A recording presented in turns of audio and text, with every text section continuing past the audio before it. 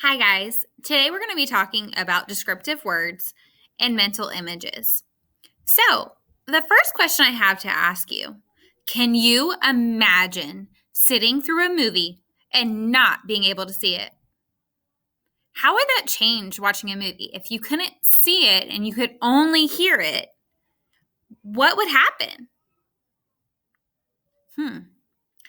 Well, if you could only hear it, wouldn't your imagination just take flight? Wouldn't you be creating the whole movie in your head? And the characters might not always look the same as how they were on the screen. It would be using your images from your mind to create the story. So when you write and read, you can have your own mini movies. Wow. Did you guys know that? You guys can kind of create your own mini movies when you write and when you read in your head by creating mental images. So that's what it's called when you're creating the story in your mind. It's called a mental image. This happens because the author uses descriptive text, and we're going to talk more about what that means, and words to help you visualize. And visualize means that you're creating it in your mind, what they're trying to say. So I just kind of gave you a hint. So what do you think? What are mental images? All right, we're going to explore more. I want you to keep that question in your back pocket. When we are reading, we need to visualize the text of the story for better comprehension. That means we need to be able to understand what we're reading. So if you can create the mental images, the mini movies in your head, guess what? You're going to be able to understand more of what you're reading. Isn't that crazy? And it's fun. It's so fun to create mini movies in your head when you're reading. Just like a movie, the image in your head should change as you read and listen to the story. Being able to visualize will help you to predict what's going to happen next. You're going to be able to sequence, that means put it in order of when it happens, and comprehend on a deeper level. So, did you guys know just by creating a mini movie in your head, you're going to be able to understand more of what you're reading? This sounds like the best deal ever. Visualizing and mental images. Strong readers make pictures in their heads to help them understand the story. So, now I challenge you, when you are reading, I want you to create the mental movie in your head. Okay, you're going to be creating, and as you're reading, the mental image is going to be what? It's going to be changing with the story.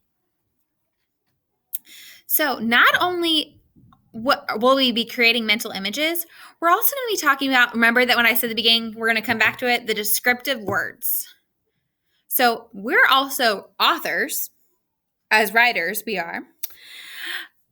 And we use adjectives, words that add details to nouns. And we have adverbs that describe action, such as when, where, and how an action happens. There's a great video here that goes over adjectives and adverbs. Please, please, please watch this. It's amazing. Also, we have an awesome list of adjectives. And what are adjectives again? Yeah, they're words that describe a noun. Big hint, adverbs. What does it have in it that's going to describe what it's describing? Look, adverb. It has the word verb in it.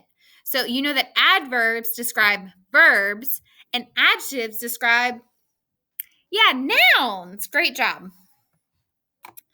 So now, in your turn, you're going to take sentences here and you're going to tell me what word in this sentence is an adjective. And you're going to do that for, I believe, 3 slides.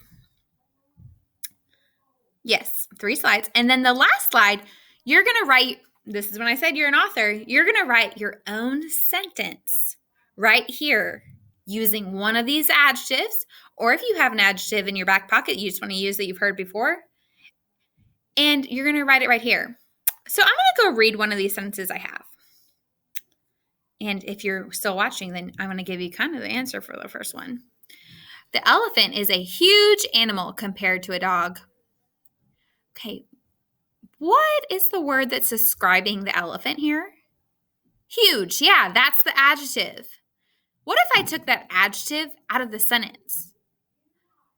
So close your eyes real quick. Let me read the sentence without the adjective.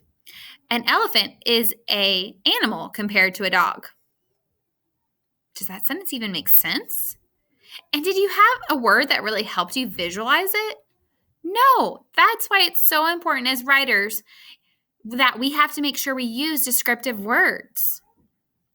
It's also really great as a reader when authors use descriptive words because then we can visualize it and understand the story so much better. And you guys are going to be listening to me read, and I already have a video here of me reading The Green Giant. And then as you're at closure, is you guys are going to draw a picture from that story. I'm so excited. So let's review just real quick. Mental image is like a mini movie in your head. It's a visualization of the story changing.